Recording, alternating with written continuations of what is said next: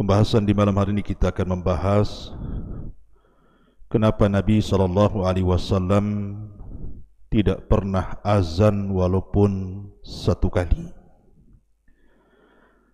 Padahal syariat azan itu adalah syariat yang disyariatkan Nabi SAW kepada kita.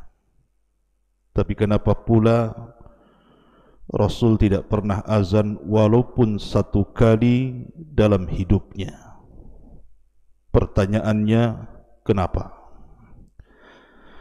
Ma'asyiral muslimin yang dimuliakan Allah Subhanahu wa taala. Sebelum saya menjelaskan alasan-alasannya, azan ini adalah amalan yang sangat agung sekali. Dan Nabi SAW memiliki 4 muadzin sepanjang sejarah hidupnya. 3 di kota Madinah dan 1 di kota Mekah. Adapun di kota Madinah terbagi di 2 masjid. Pertama Masjid Quba dan yang kedua Masjid Nabawi. Adapun di Mekah ma'ruf, di sana ada Masjidil Haram. Di Masjidil Haram Nabi SAW memerintahkan Abu Mahdhurah radhiyallahu an untuk menjadi muadzin tetap. Dan dari sini Nabi SAW mengajarkan kalimat taswib, as-salatu khairun minan naum. Kemudian Nabi SAW menempatkan muadzin kedua di Masjid Nabawi. Pertama Bilal ibn Rabah yang disebut dengan Imamul Muadzinin, imamnya para muadzin, dan yang kedua Abdullah ibnu Ummi Maktum. Adapun di Masjid Quba Nabi SAW menempatkan Sa'ad al-Qaradi. Sa'ad al-Qaradi adalah maula Ammar ibn Yasir. Itulah 4 muadzin yang pernah ada di zaman Nabi SAW, walaupun yang sangat masyhur adalah Bilal ibn Rabah. Ma'asyiral muslimin yang dimuliakan Allah Azza wa Jalla, di antara fadilah azan yang pertama, azan adalah sebaik-baik ucapan manusia. Ketika Allah Subhanahu wa taala turunkan ayat, "Wa man ahsanu qawlan mimman da'a ila Allah wa 'amila salihan wa qala innani minal muslimin." Siapa lagi yang lebih indah ucapannya dibandingkan orang yang menyeru manusia ke jalan Allah dan beramal saleh dan mengatakan sesungguhnya saya termasuk orang-orang yang beriman? Ayat ini turun kepada para muadzin. Ketika Allah mengatakan wa man ahsanu qaulan, siapa lagi yang lebih indah ucapannya? Maksudnya dari para muadzin. Kemudian yang kedua, muadzin atwalu a'naqan yaumal qiyamah. Para muadzin itu lehernya panjang pada hari kiamat. Dan itu disebutkan dalam hadis Nabi SAW, al-muadzinuna atwal an-nasi a'naqan yaumal qiyamah. Para muadzin adalah atwalun nas, manusia yang paling panjang lehernya pada hari kiamat. Sebagian ulama ada yang membawa kepada zahirnya, artinya makna itu dilihat dari hakikatnya. Karena pada hari kiamat orang tenggelam dengan keringatnya, sehingga para muadzin ini tidak akan tenggelam kepalanya karena lehernya memiliki kepanjangan, artinya dia selamat dari tenggelam kepalanya. Ada juga yang mengatakan bahwa atwalun nas a'naqan di sini artinya memiliki kedudukan tinggi kelak pada hari kiamat. Kemudian juga yang ketiga, tidak secara langsung bahwa muadzin itu sedang mengusir syaitan. Karena syaitan apabila mendengar suara azan, maka syaitan akan lari terkentut-kentut. Dan itu berdasarkan hadis Nabi SAW, idza nudiya lis-salati adbara syaitan lahu dhurat. Jadi apabila seorang muadzin mengumandangkan azan, maka syaitan akan lari terbirit-birit sambil terkentut-kentut. Kemudian juga yang keempat, bahwa suara muadzin itu adalah suara tauhid. Karena dalam kumandang azan di situ ada 2 kalimat syahadat, asyhadu an la ilaha illallah wa asyhadu anna Muhammadar Rasulullah. Kemudian para muadzin akan diampuni dosa-dosanya dan akan dijamin masuk surga. Dan banyak lagi fadilah muadzin. Tapi pembahasan malam ini, kenapa Nabi SAW tidak pernah azan walaupun satu kali? Padahal Nabi SAW yang menjelaskan keutamaan yang luar biasa tentang keutamaan azan ini. Tapi kenapa pula Nabi tidak azan? Yang pertama, sebab yang pertama, karena dalam azan itu ada panggilan hayya 'alas shalah. Dan panggilan hayya 'alas shalah, hayya 'alal falah ini perintah.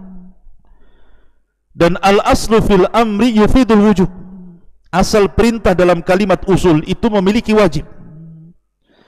Kalau seandainya Nabi SAW mengumandangkan azan, kemudian ada seorang sahabat yang sampai tidak datang ke masjid, berarti sahabat ini telah melanggar perintah Nabi SAW.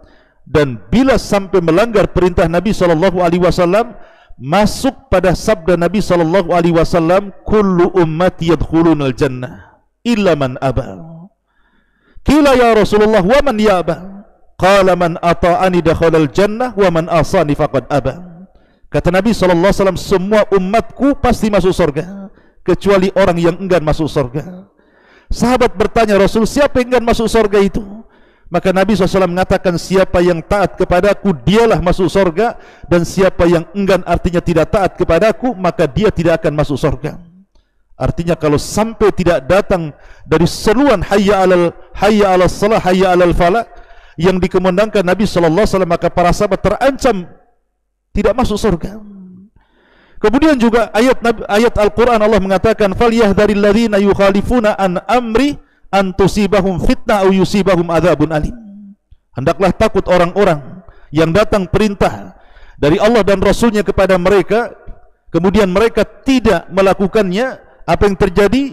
Falyahdharil ladzina yukhalifuna an amri. Hendaklah takut orang yang menyelisih perintah Rasul, an tusibahum fitnah, boleh jadi fitnah ditimpakan kepada mereka, au adzabun alim, ataupun azab yang pedih. Maka karena di sini ada perintah yang boleh jadi mungkin para sahabat ada yang tidak datang ke masjid karena sebuah uzur, ataupun karena tertidur, atau karena sebuah pekerjaan. Kalau sampai tidak datang terancam dengan hadis dan ayat ini. Makanya Nabi SAW tidak azan walaupun satu kali. Ini alasan yang pertama. Alasan yang kedua, bahwa Nabi SAW tidak azan karena Nabi SAW diutus oleh Allah da'iyan ilallah, untuk menyeru manusia. Kalau seandainya kemudian Nabi SAW mengumandangkan asyhadu anna Muhammadar Rasulullah, saya bersaksi bahwa Muhammad adalah utusan Allah, nanti orang menyangka bahwa di sana ada Muhammad lain yang diutus oleh Allah Subhanahu wa taala selain Muhammad yang sedang azan. Karena azan itu seruan kepada manusia. Saya ulangi, ketika Nabi SAW mengucapkan asyhadu anna Muhammadar Rasulullah dalam azannya, maka orang-orang yang mendengar akan menyangka di sana ada Nabi yang namanya Muhammad dengan nama yang sama, dan bukan Muhammad yang sedang azan.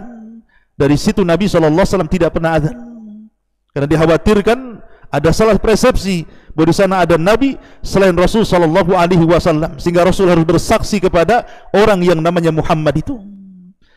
Ini yang kedua. Kemudian yang ketiga, alasannya kenapa Nabi SAW tidak azan, karena syariat azan itu adalah syariat yang dihasilkan dari mimpi. Jadi ada seorang sahabat Nabi SAW, karena permulaan, kita tahu permulaan syariat azan itu tidak ada. Ketika Rasul hijrah dan para sahabatnya ke Madinah, mereka datang begitu saja ke masjid tanpa ada seruan azan.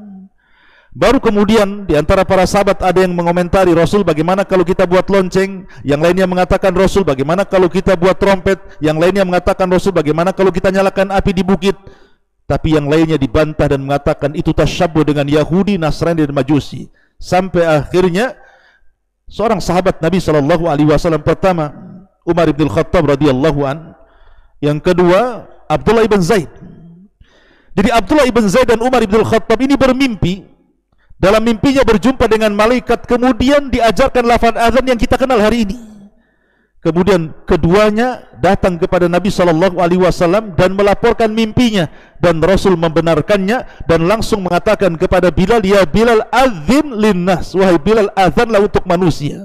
Lah karena syariat azan ini dasarnya dari mimpi para sahabat yang dibenarkan Nabi SAW, makanya Rasul tidak azan. Tapi Rasul mewakilkan azan kepada Bilal, Abdullah ibn Ummi Maktum, Abu Mahdhura ataupun Sa'ad al-Qaradi, Maula Ammar ibn Yasir radhiyallahu anhum. Ini alasan yang lainnya.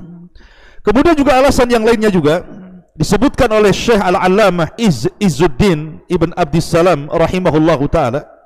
Beliau mengatakan bahwa azan ini sebuah amanah, sama dengan qomat, tidak boleh ditinggalkan. Kalau seandainya Nabi SAW azan 5 kali dalam sehari, zuhur, asar, maghrib, isya, subuh, macam mana Rasul akan berdakwah? Sementara Nabi SAW harus berdakwah ke kabilah-kabilah, harus menyurati kepada para raja, harus kemudian datang kabilah dari mana-mana, kemudian memutuskan urusan mereka. Sehingga kalau seandainya Nabi SAW sampai azan, jadi muadzin tetap sampai 5 kali sehari, macam mana dia akan berdakwah mengajak manusia ke dalam Islam? Makanya dari sini Nabi SAW tidak pernah azan, dan Rasul amanahkan azan itu kepada manusia. Tetapi para khulafaur rasyidin juga tidak azan. Abu Bakar tidak pernah azan, Umar tidak pernah azan, Utsman juga tidak pernah azan, Ali juga tidak pernah azan. Artinya Nabi SAW dan khulafaur rasyidin, khulafa yang 4 tidak pernah azan, tetapi mereka jadi imam.